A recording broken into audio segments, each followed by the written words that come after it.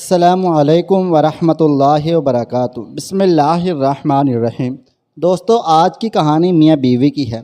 लड़की एक ऑफ़िस में काम करती थी जहाँ ये एक दूसरे को पसंद कर लेते हैं और एक दूसरे से बेपनाह मोहब्बत करते हैं। फिर दोनों आपस में शादी कर लेते हैं और इसका शौहर बैरून मुल्क चला जाता है।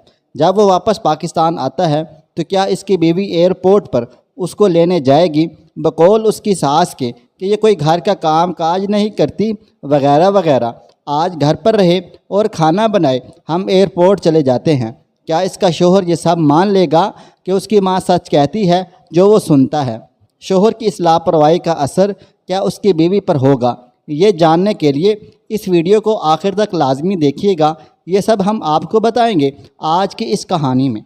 वीडियो शुरू करने से पहले आपसे गुजारिश है, अगर आपने अभी तक मेरा चैनल सब्सक्राइब नहीं किया हुआ तो बराए मेहरबानी इसको सब्सक्राइब कर लें और साथ लगे बेल आइकन को भी ज़रूर प्रेस कर लें ताकि नए आने वाली वीडियोस आप तक बर वक्त पहुँचती रहें। तो चलिए शुरू करते हैं हमारी आज की कहानी। मुझे आज भी वो दिन याद है जब मैं अपनी शादी के बाद पहली बार पाकिस्तान वापस घर आया था। घर का हर फर्द एयरपोर्ट पर मौजूद था, जिसमें मेरी 2 साल की बेटी रिमशा भी थी। मेरी आंखें आमना को ढूंढने लगी थी, लेकिन इसको वहाँ ना पाके मैं थोड़ा बेचैन सा हो गया। खैर, घर वालों से मिलकर रिमशा को गोद में लिया तो वो ज़ोर ज़ोर से रोने लगी। रेहान, इसे मुझे दे दो। आपा की आवाज़ आई तो फ़ौरन ही मैंने आमना का पूछ लिया, अम्मा आमना क्यों नहीं आई मुझे लेने? और फिर इतनी छोटी सी बच्ची को भी भेज दिया। रेहान, तुम परेशान मत हो, वो घर पे तुम्हारे लिए खाना बना रही है। वो कौन सा रोज़ रोज़ काम करती है, आज सब लोग तुम्हें लेने आए हैं तो इसलिए खाना बना रही है। आपा की बात सुनकर मैं खामोश हो गया। एयरपोर्ट से घर तक कोई 1 घंटे का सफ़र था। मैं पूरा रास्ता रिमशा से खेलता रहा। अब वो मुझे देखकर हंस रही थी। सब कुछ अच्छा सा लग रहा था, लेकिन दिल उदास था। काश आमना भी आ जाती। 3 साल हो चुके हैं उसे देखे। क्या खाना ज़्यादा ज़रूरी था या मिलना नहीं? मेरे दिल में कुछ अजीब अजीब से सवाल उठ रहे थे। खैर, घर के दरवाजे पर पहुँचे तो आमना पहले ही गाड़ी की आवाज़ सुनकर वहाँ पहुँच चुकी थी। दूर से देखा तो दिल चाहा कि जाके मिल लूँ, लेकिन नहीं, बस दूर से सलाम किया और वो हल्की सी मुस्कुराहट के बाद पानी लेने चली गई। पूरा दिन मेहमानों का आना जाना चलता रहा। घर वाले बहुत ज़्यादा खुश थे। मेरे दोस्त अहबाब मिलने आ रहे थे।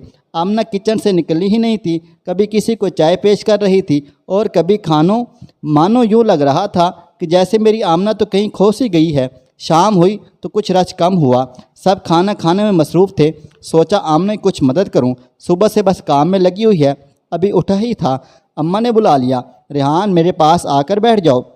जी अम्मा जी, आमना से कुछ बात करनी है। आ रहा हूँ। उसे छोड़ो, काम ख़त्म करके वो खुद ही आ जाएगी। वैसे कौन सा काम करती है, आज ही करने लगी है तो करने दो ना। शायद ये दूसरी गांठ थी जो आमना के ख़िलाफ़ मेरे दिल में लगी थी। सुबह आपा ने काम न करने का सुनाया और अब्बा अम्मा की ये बात भी मैं चुप करके बैठ गया और सोचने लगा, शायद अम्मा ठीक कह रही होंगी। आखिर वो मेरी माँ है, गलत कैसे कह सकती है। रात को जब सोने चले गए तो आमना से कुछ बात करने का मौका मिला। आमना, इतनी चुप क्यों रहती हो? तुम तो बहुत बोला करती थी। याद है ना कि परवान जिम ऑफिस में ही नहीं चुप करवाया करते थे, कभी हमसे और भी तो मैडम इरम से। आमना और मैं एक ऑफ़िस में ही नौकरी किया करते थे। आमना मुझे पहले दिन ही से पसंद आ गई थी। जब वह पहले दिन नौकरी पे आई थी, मासूम सी पर बोलने पर पूरी तोता सी थी। हमने 3 साल तक एक साथ जॉब की। फिर मुझे बाहर जाने का मौका मिला तो जॉब छोड़ दी, लेकिन आमना को कभी नहीं बोला इसको अपनाना चाहता था। तभी माँ को राज़ी किया, जो कि इंतहाई मुश्किल काम था।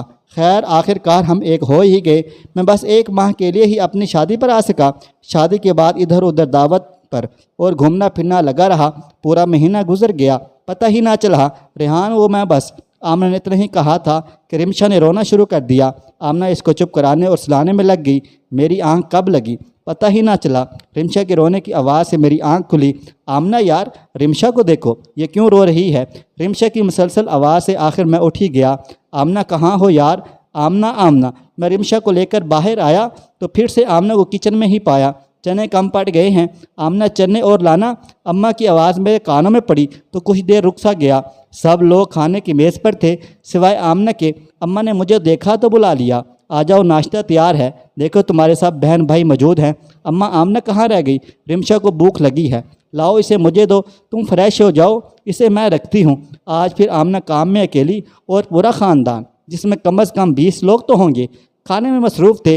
अम्मा तो कह रही थी आमना कोई काम नहीं करती, बस कल ही किया था, तो फिर ये क्या था? आमना अपना और मेरा खाना बाहर लेके आओ। शायद मेरी बात किसी को भी अच्छी नहीं लगी थी, पर कुछ ऐसा भी था जो मुझे अच्छा नहीं लगा था।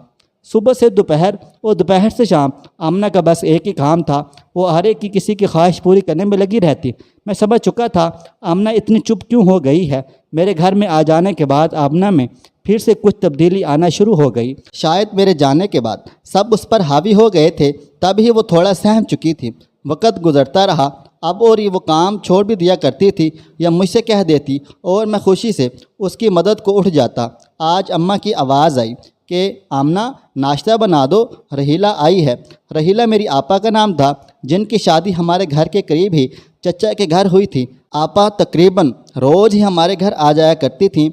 आमना की कमर में शदीद दर्द था। मेरे मना करने के बावजूद वो किचन में गई और नाश्ता तैयार करने लगी। क्योंकि रिमशा अभी सो रही थी, इसलिए मैं आपा से बातें करने में मसरूफ़ हो गया। आपा हम सब बहन भाइयों से बहुत ज़्यादा प्यार करती थी और हम सब उनको बहुत ज़्यादा पसंद करते थे। रेहान प्लीज़ दस्तरखान लगवा दें मेरे साथ। मैंने हाँ में सर हिला के उठ खड़ा हुआ और आमना की मदद करने लगा। ये बात किसी को भी अच्छी नहीं लगी। जब सब नाश्ते से फारिग हो गए और आमना भी रिमशा को लेकर कमरे में चली गई, तब आपा और मैं एक दूसरे से बातें करने में मसरूफ़ थे। रेहान, तुम जानते हो मैं तुम लोगों से कितना प्यार करती हूँ, बहुत प्यार करती हूँ। कभी ऐसा नहीं चाहती कि तुम लोग खुश ना हो, लेकिन मेरी कुछ नसीहतों पर अमल करोगे तो सुखी रहोगे। आगे तुम्हारी मर्ज़ी है, मैं तुम पर जबर तो नहीं कर सकती। जी जी, आपा बोलें, आपको मालूम है हम सब बहन भाई आपकी और अम्मा की बात को ज़रूर अहमियत देते हैं। रेहान, तुम अपनी बीवी की मदद ज़रूर किया करो, लेकिन इस हद तक जब तक कि तुम्हें कोई देखे ना। अच्छा तो नहीं लगता कि तुम बर्तन उठा रहे हो और ख़वातीन वाले काम कर रहे हो। जो आदत तुम आज उसको डालोगे, कल वही रहेगी। जो उसके काम हैं वो उसको करने दिया करो, आखिरकार आहिस्ता आहिस्ता कर ही लेगी। लेकिन अगर आदत बन गई तो फिर तुम्हें ही हमेशा उसकी मदद करना होगी। सोच लो। आपा की बात मेरे दिल को लगी। दिन गुजरते रहे, आमना मुसलसल काम में लगी रहती। कभी मेरा दिल चाहता तो रिमशा को दूध बनाकर दे देता, इससे ज़्यादा कुछ नहीं। अम्मा नहीं चाहती थी मैं वापस दूसरे मुल्क जाऊं, बस फिर वहीं रह गया। क्योंकि मैं एक मेकअप वाली कंपनी में जॉब करता था, तभी इस हवाले से घर बैठे कंप्यूटर में बहुत अच्छा कमा लेता। वक़्त गुजरता गया, सब कुछ नॉर्मल था। मैंने कभी गौर ही नहीं किया आमना क्या करती रहती है। जब मेरे 3 बच्चे हुए तो गुजारा मुश्किल हो गया।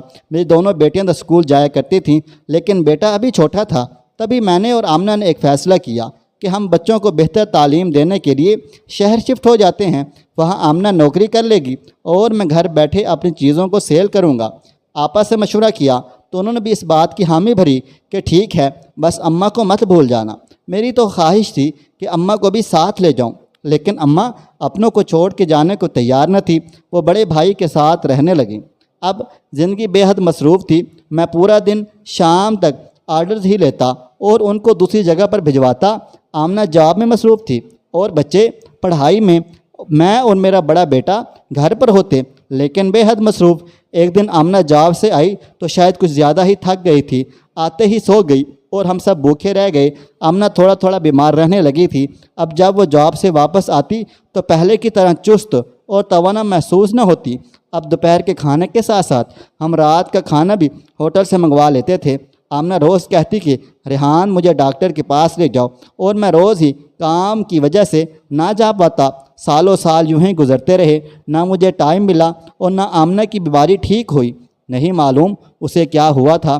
फिर एक दिन ऐसा आया जब मैं खूब बीमार हुआ। पेट के दर्द ने जैसे मेरी जान निकाल दी हो। सिवाय आमना के मेरे पास कोई नहीं था।